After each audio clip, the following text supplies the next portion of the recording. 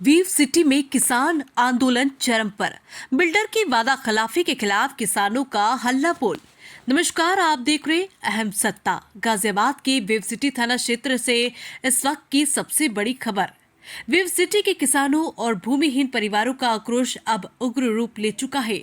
Hi tech city builder द्वारा 2014 के समझौते के खुलेआम अनदेखी किए जाने के खिलाफ किसान 17 मार्च 2025 से लगातार धरने पर बैठे हैं।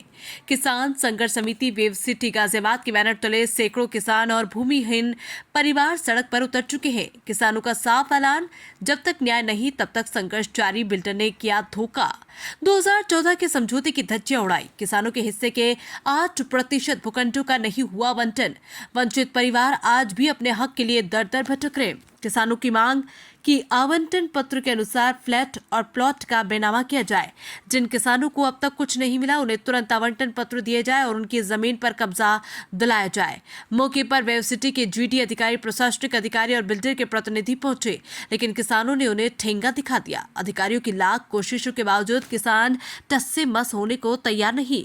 किसानों ने बिल्कुल साफ शब्दों में कह दिया, यह आंदोलन अब और बड़ा होगा। अगर हमारी मांगे नहीं मानी गई तो पूरा गाजियाबाद हिलाक कर रख देंगे। हमसे वादा करके धोखा दिया गया। हम अपने हक की लड़ाई लड़ रहे। जब तक हमें न्याय नहीं मिलेगा तब तक वेव सिटी का हर कोना हमारे आंदोलन का गवाह बनेगा। ये लड़ाई आर और पार की है। अगर जल्द से जल्द समझौते को लागू नहीं किया गया तो वेव सिटी की गलियां हमारी नारों से गूंज उठेगी। किसानों को न्याय दिलाने के लिए हम किसी भी हद तक जाने को तैयार है। तो क्या बिल्डर और प्रशासन किसानों के सामने झुकेगा?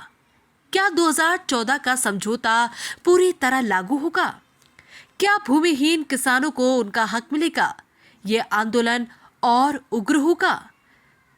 अहम सत्ता इस पूरे आंदोलन की हर छोटी बड़ी अपडेट आपको सबसे पहले देगा। तो बने रहिए हमारे साथ, क्योंकि ये लड़ाई सिर्फ किसानों की नहीं बल्कि हर उस भारतीय की है जिसे उसके हक से वंचित किया जा रहा है।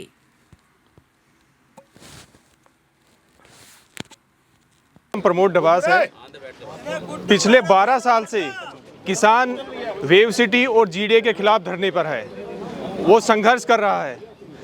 जो जीडीए की पॉलिसीज़ थी, जो यूपी सरकार की पॉलिसीज़ थी, उसके हिसाब से जो हाईटेक सिटी बनाने की प्लानिंग की गई, उसमें बहुत सारी अनियमितताएं हैं।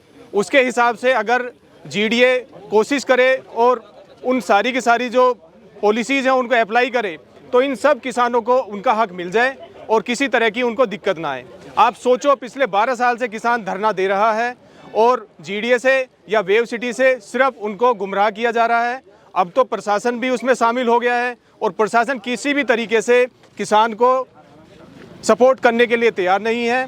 हमारी मांगे सिर्फ यही है कि जो हाईटेक सिटी की पॉलिसीज़ के हिसाब से जो किसानों का हित रखते हुए उनकी ज़मीन ली गई, उनको उनकी मांगे पूरी की जाए और उसी के हिसाब से इस वेव सिटी को आगे डेवलप किया जाए और किसान को इससे ज़्यादा और कुछ भी नहीं चाहिए। क्या नाम है आपका और किसान जो है यहाँ आज वेव सिटी में बैठे हुए हैं, क्या कहना चाहोगे? मेरा नाम चौधरी अवनीत पवार है। मैं किसान सेना का राष्ट्रीय अध्यक्ष हूँ।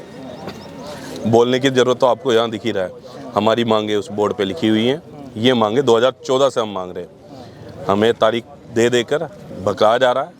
कोई ना कोई नया अधिकारी आ जाता है। जिन्हों के साथ हमारे समझौता हुआ था वो भी बदल गए, लेकिन ये किसान, ये पीड़ित किसान वही हैं जो आज भी यहीं बैठे हैं, कल भी यहीं थे और आने वाले भविष्य में अगर नहीं माने तब भी यहाँ से उठ के भागने वाले नहीं हैं।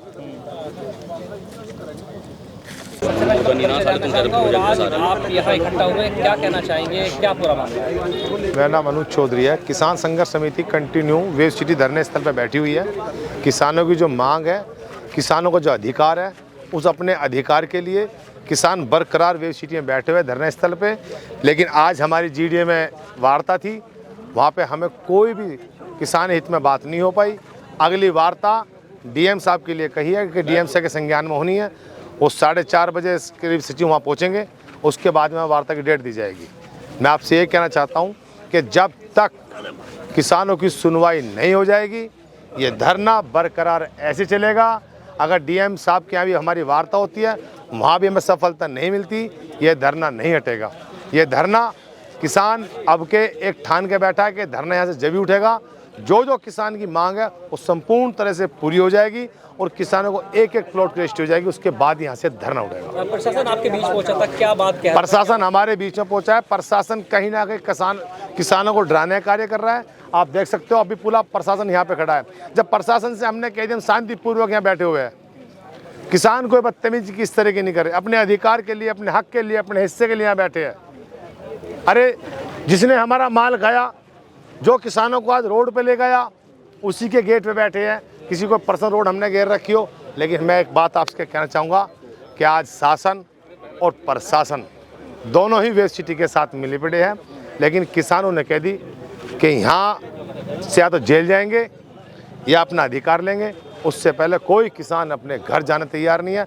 हमने प्रशासन सुराम कह दी, आप उठा लो, लठ बजा दो, गोली मार दो, हम तो ऑलरेडी मरे हुए हैं, बचे कुछ जिंदी लाश है, उसे तुम मार दो।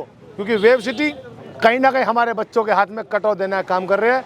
अगर एक बाप, एक पिता योग्य खड़े हैं, ये अपने बच्चों के हाथ में कटोरा दे के उससे पहले तक हम मर जाए, हमें वो मंजूर है। लेकिन किसान पीछे नहीं हटेगा किसी भी कीमत में। का परिचय जानना चाहेंगे और आज धरने पर हैं किसान, क्या कहना चाहोगे? क्या वार्ता जो है प्रशासन से हुई है? आनंद नागर नाम है मेरा, इकला गांव से हूँ मैं, पूर्व में जिला पंचायत सदस्य हूँ।